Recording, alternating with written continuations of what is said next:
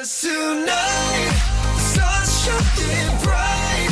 The life for you and I. Hey, we brought you some stuff from Atlanta. Jordan, Uh-oh. I know it's not. This is tight. Listen, I know it's. Yo, I know. This is hey. professional. It's not anything Alabama Crimson Tide, and it's not the New York Knicks, but it's all good, you know? It didn't. No, I didn't. what did you think? No, we can't say. I didn't know. Okay. We- Yeah, nice. Look, I'm brave. You are. You're very. Oh, he'll be telling jokes all day, ladies. I'm full of dad jokes. So I want to just let everybody know. You tell them what kind of schedule you're on, because we were just talking about this before. Yeah. You travel a lot, and I don't know Yeah. how you do it. I don't either. Yeah, I can imagine. No, like the grace of God and sleep and water and food, and that's pretty much it. Like you just kind of you have to make good choices. I mean, this is week 8 of an 8-week-long radio tour that has sent me all over America, multiple cities a day, sometimes multiple flights a day, sometimes multiple states a day. Yeah, doing 2, 3, 4 shows a day. Just kind of that's amazing. Yeah, I mean, I'm grateful. I'm grateful that as a new artist, like this is well, new artist, you know, but this is this is the beginning, and it's cool that it's at this kind of capacity. Talk about preparation too, because from being an actor, I don't know if it's any different than being an artist. What kind of stuff do you go through? A schedule? Well, you already talked about a schedule, but stuff. I mean, it's kind of the same thing, but not.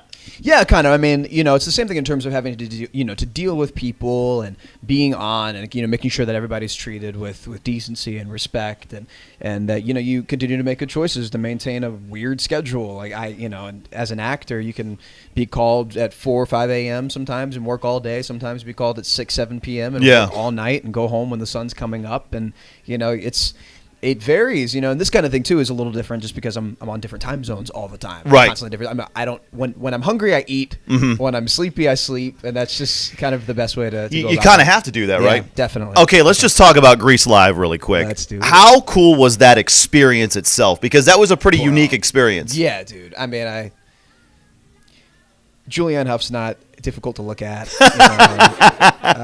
Neither is Vanessa. Yeah. I mean, right. It was a really solid just group of people. It was a great cast, and we all loved Grease. We all loved the show, the content, the music, the choreography. Like we all grew up loving it, and we got to do it, for the world and do our version of it, which was, now, unreal. Did you prepare any differently? Because it's kind of a unique experience. It's kind of a unique thing going on. It's 100% live. Yeah. So you mess up, you mess up. Now, do you ever get nervous for anything performing? I get excited. Do you? Nervous to me means you want it to be over, and I do what I love, so I never really want it to be over. You know what I mean? So excited is, I think, more of the word that I like to use, just because it's, I can't imagine myself doing anything else. So going into Grease, for example, I mean, we had 9 weeks of preparation. We were rehearsing 10 to 7 every day, and then the last couple of weeks we were rehearsing like 9 to midnight every day. My word! And it was wow. It was a lot, but I mean, we had 3 hours to put the show on that already had a lot of pressure on it because it was 100% live for 3 hours, and it was where the source material is concerned, dude. It's Grease. Everybody knows it. Everybody, and it wasn't broken, so we didn't need to fix anything. It's just kind of a matter of doing it and hoping that people liked it, and thank God they did, because it could have gone just as poorly as it went well. Yeah. Well, I can tell, when we got to hang at the Grammys for a little bit, I know I'm name dropping here. Yeah. But no, I can see that you really are excited for what you're putting out in music. Let's talk about your single, All About Us, because I know there are a lot of stations playing, and you seem like you get geeked. You be the guy that gets really geeked when your song comes on the radio. Oh, yeah. Like high-pitched screams. Oh, my goodness! It's tight, dude. Yeah. It's crazy. Sorry for the frequency, by the way. It's tight, man. I mean, I don't think as an artist you could ever get tired of hearing your song on the radio. I mean, it's such an intimate thing. I grew up listening to the radio. I grew up listening to like my DJs that I love, listening to growing up in Birmingham and in LA. Yeah. I mean, and the idea, I think, of people being at a restaurant or being in a car on their way to work or like walking around a hotel or an airport and hearing songs, even though like subconsciously they're not even really paying attention to it, but hearing the song and knowing the melody and like learning the lyrics just kind of over time. It's such an intimate thing. Yeah. And I think that my introduction to radio kind of it means a lot to me to be able to be in a car and hear my song, knowing that other people are listening to it as well, and they're hearing my message, they're hearing what I want to put out as an artist. And I think you do a great job. I want to hear the high pitched scream one more time. Oh, you do it really well. Scared her out there. Sorry. Hey, tell us what you miss about the South, Jordan. I mean, the food. Yes. Okay. If you go home, what is the first or what's the meal you want to eat? Oh man. Well, I'm lucky because home is LA and my Right. family moved there. Right, that's so true, like right. I can go to my mom's house and she will cook me a nice like Southern meal, which is awesome. Yeah, that's the They best. only live like 10 minutes from me, but if I, this is my first time back in the Southeast in a while, in like a few years. So I saw McAllister's. I went to McAllister's yesterday. Yeah. I saw Zoe's Kitchen, but I had an incredible meal last night. Amy, what was the restaurant that we went to last night?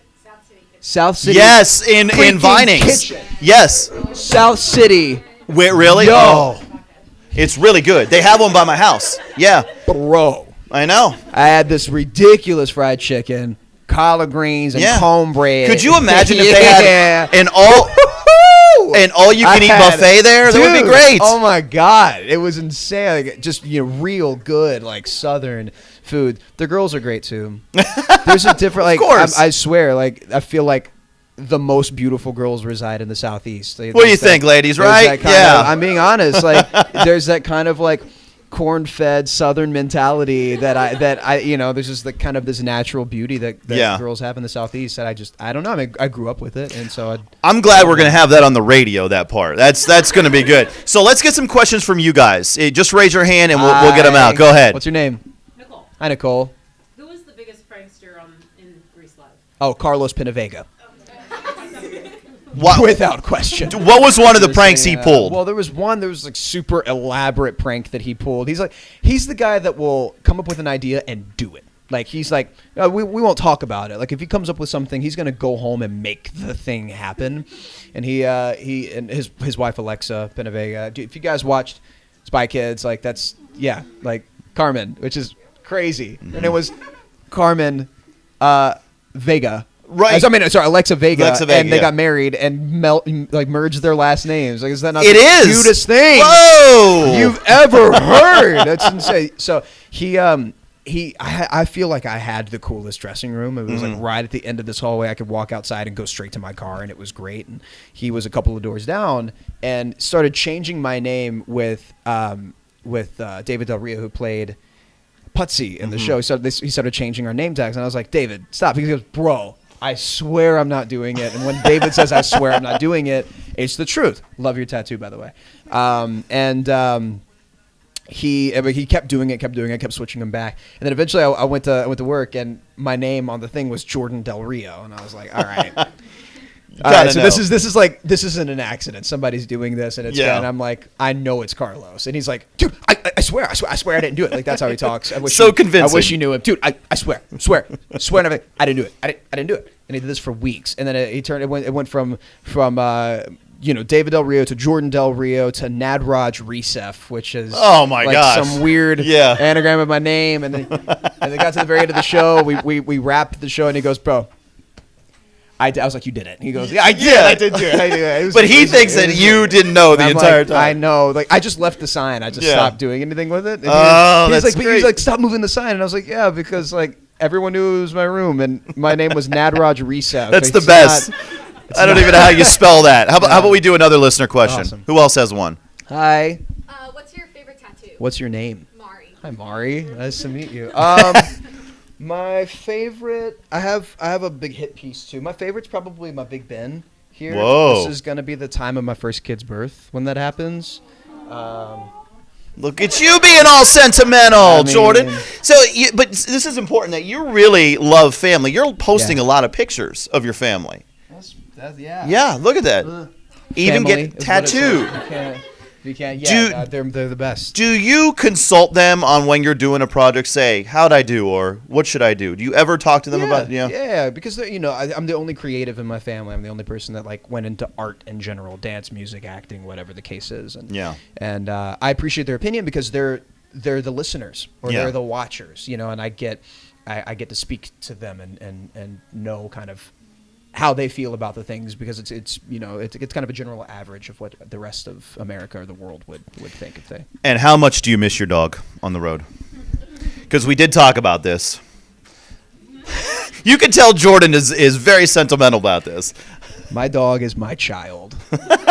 Sora is he's my son. He's my baby boy. He's my four-legged everything. Yeah. And I mean, I don't know. He has slumber parties with my little brother and my nephew, and he has 3 girlfriends he gets to hang out with. Oh, excellent. Do you screen the girlfriends? No, I mean they're my my folks. I mean they don't let him have anything. Yeah. Like, he tries to get a little nookie here and there, and that doesn't happen. Doesn't work really with work Jordan. out, yeah. So what we were thinking is, I'll get out the way, get your Oh, no guitarist in here. Yeah, Nicholas. And play low. You sound good, ladies? You want to hear Jordan play? Yeah, Perfect. All right, let's tight. get him in here. Sweet. Tonight.